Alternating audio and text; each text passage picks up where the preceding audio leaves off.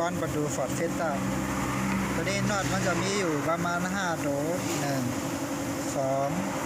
3 4แล้วก็ทางนี้ตรงนี้5เขาออกไปแล้วโอเค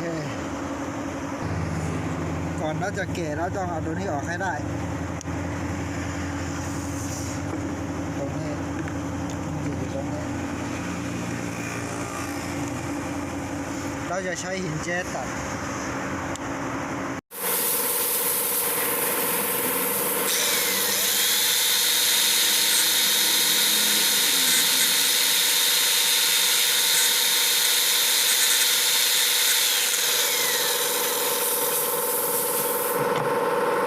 ที่เราก็ใช้หินเจสตัดเสร็จแล้วแล้วจะเอาไข่โค้งต่อ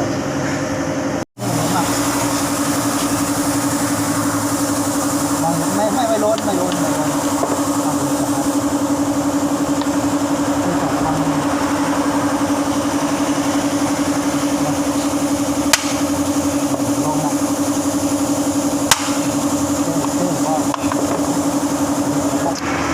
มื่อกี้ที่เราดอกเมื่อกี้ออกมาฝั่งนี้แล้วโอเค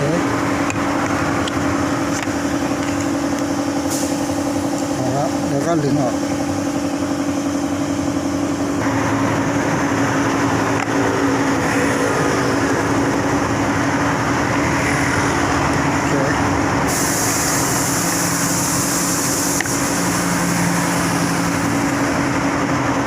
คราวนี้เราจะแกะ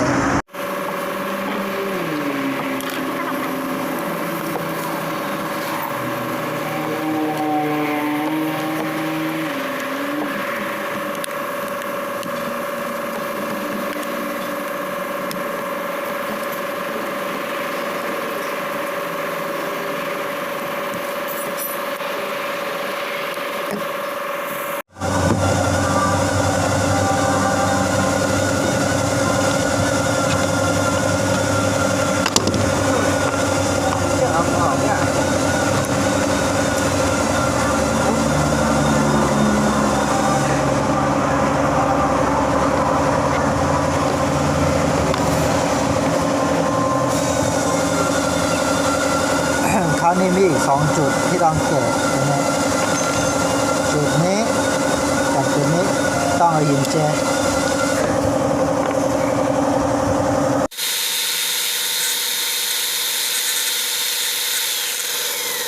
อันนี้เสร็จแล้วทั้ง2ข้างปึ๊บ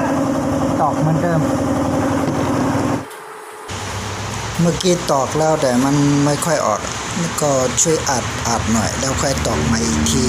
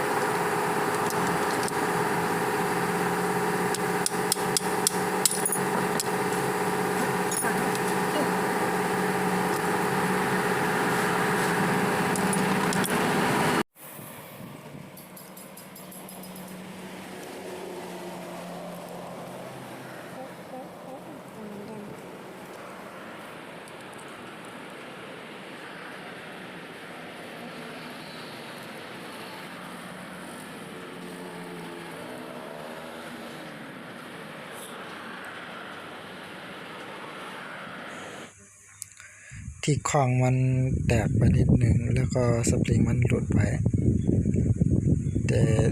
ที่คล้องมันมีรอยแตกเวลาแต่มันยังไม่หลุดนิดเดียวก็หลุดแล้วแหละ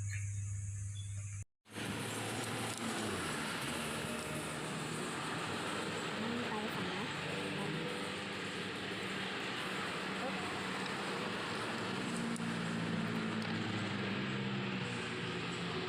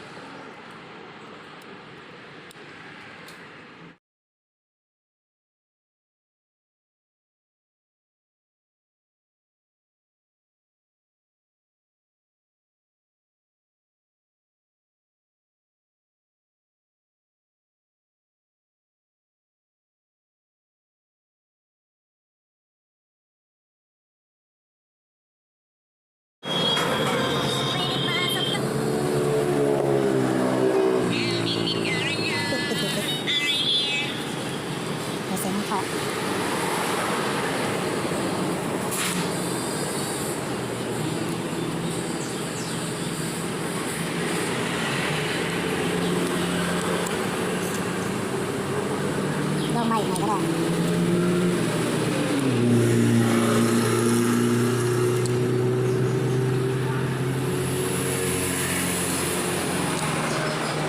ติดอะไรนี่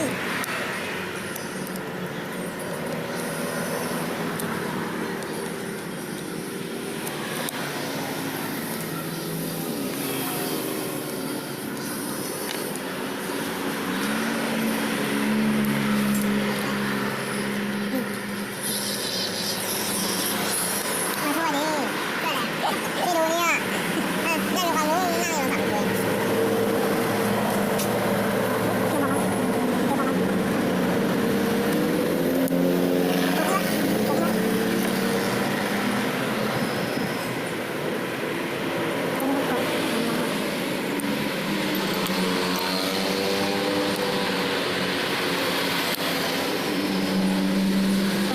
นี่คือปักกระดาษปักกระดาษ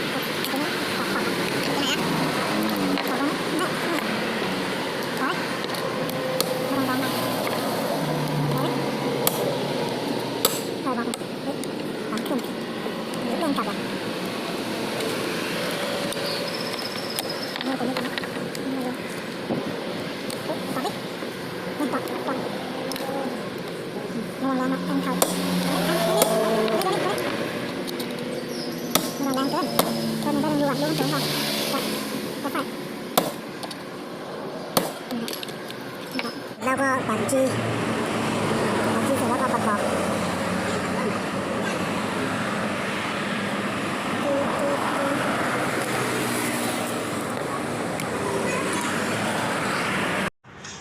ล็อกเลยดิซ่อมเสร็จแล้วนะอ๋อไม่ออกกดล็อกดิกดล็อกล็อกใหม่ดิไม่ออกกดล็อกแน่จบ